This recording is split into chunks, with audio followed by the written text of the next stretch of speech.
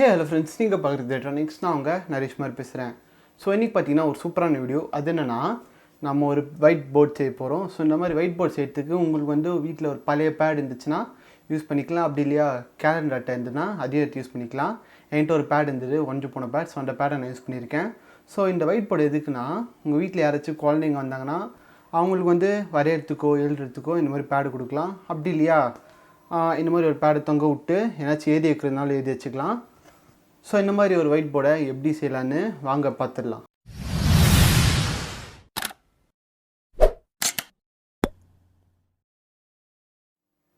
Okay friends, இந்த white board செய்கிறது ரொம்ப ஈஸி. பட் இதை வீடியோ எடுக்கிறது தான் கஷ்டமே.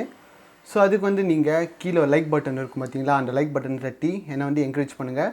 ஸோ அப்போ தான் நான் அடுத்த வீடியோஸ் வந்து கொஞ்சம் ஃபாஸ்ட்டாக அண்ட் எனர்ஜெட்டிக்காக பண்ணுவேன். அண்ட் நீங்கள் நம்ம சேனலுக்கு புதுசுனா அந்த சப்ஸ்கிரைப் பட்டனையும் தட்டி விட்டுக்கோங்க, கூட இந்த பெல் ஐக்கனையும் ப்ரெஸ் பண்ணி வச்சுக்கோங்க. சரி, வீடியோவை கண்டினியூ பண்ணலாம். ஸோ உங்கள்கிட்ட ஏதாச்சும் ஒரு பழைய பேட் இல்லைனா வந்து கேலண்டரோட அட்டை இருந்தால் எடுத்துவாங்க. ஸோ இது எதுக்குன்னா அப்புறம் சொல்கிறேன். அப்புறம் ஒரு A4 ஷீட் அண்ட் ஃபைனலாக உங்களுக்கு வந்து OHP ஷீட் தேவை, ஆர் டிரான்ஸ்பரண்ட் ஷீட். இது வந்து நீங்கள் கடையில் கேட்டாலே கிடைக்கும். இப்போ என்ன பண்ண போகிறோம்னு பார்த்தீங்கன்னா, A4 ஷீட் மேலே OHP ஷீட் வச்சுட்டு அந்த எட்ஜஸில் வந்து ஸ்டேப்லர் வச்சுக்கோங்க, நான் அடிக்கிற மாதிரி.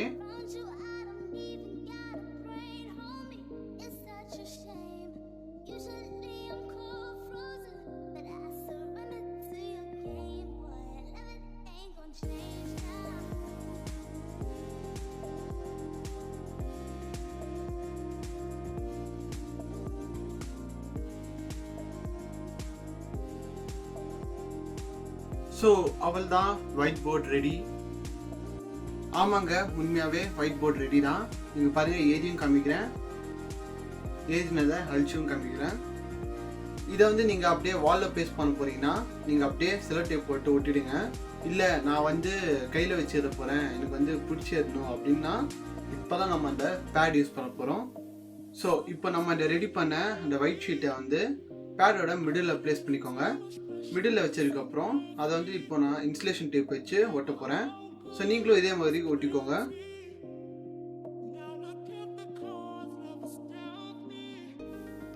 இப்போ பார்த்தீங்கன்னா பேடோட டாப்பில் ஓட்டை இருக்கும். ஸோ அந்த ஓட்டை வந்து பேடிலே இருக்கும். ஸோ அந்த பேடோட ஓட்டையை வந்து நான் டேப்லாம் போட்டு ஓட்டினதுனால கேப் பண்ணிக்கிறேன். அண்ட் அது மட்டும் இல்லாமல் இந்த பேட் ஃபுல்லாகவே நான் வந்து டேப் போட்டுக்கிறேன் எட்ஜஸ்டில். ஏன்னா என் பேட் ஃபுல்லாக அழுக்காக இருந்ததுனால அது கொஞ்சம் பார்க்க நீட்டாக இருக்கிறதுக்காக டேப் போட்டேன். ஸோ நான் இந்த நூலை தான் வந்து இந்த ஓட்டலில் கட்ட போகிறேன். அந்த நூலை வந்து கொஞ்சம் லென்த்துக்கு எடுத்துக்கோங்க. லென்த்துக்கு எடுத்துகிட்டு அந்த ஓட்டலில் நூலை விட்டு நாட் போட்டுக்கோங்க. ஸோ அந்த நூலை வந்து பின்னாடியிலேருந்து முன்னாடி வந்து நாட் போட்டுக்கோங்க. நான் பண்ணுற மாதிரியே ரெண்டு பக்கமும் பண்ணிக்கோங்க.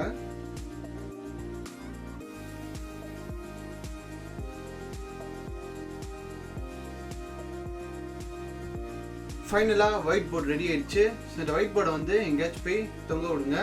ஸோ தொங்க விட்டு அதில் வந்து நீங்கள் திருக்குறள் இந்த மாதிரி கூட எழுதிக்கலாம். ஸோ சும்மா பார்க்க நல்லா இருக்கிறதுக்கு.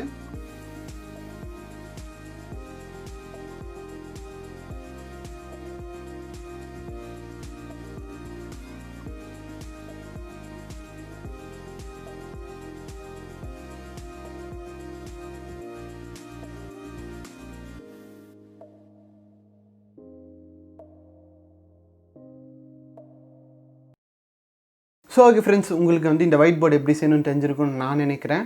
ஸோ உங்களுக்கு வேறு என்ன வீடியோஸ் வேணும்னா கமெண்ட்டில் சொல்லுங்கள், அதை நான் போட ட்ரை பண்ணுவேன். அண்ட் உங்களுக்கு இந்த வீடியோ பிடிச்சிருந்தா லைக் பண்ணுங்கள், உங்கள் ஃப்ரெண்ட்ஸ்க்கெலாம் ஷேர் பண்ணுங்கள். அண்ட் மறக்காமல் எலக்ட்ரானிக்ஸ்க்கு சப்ஸ்கிரைப் பண்ணுங்கள்.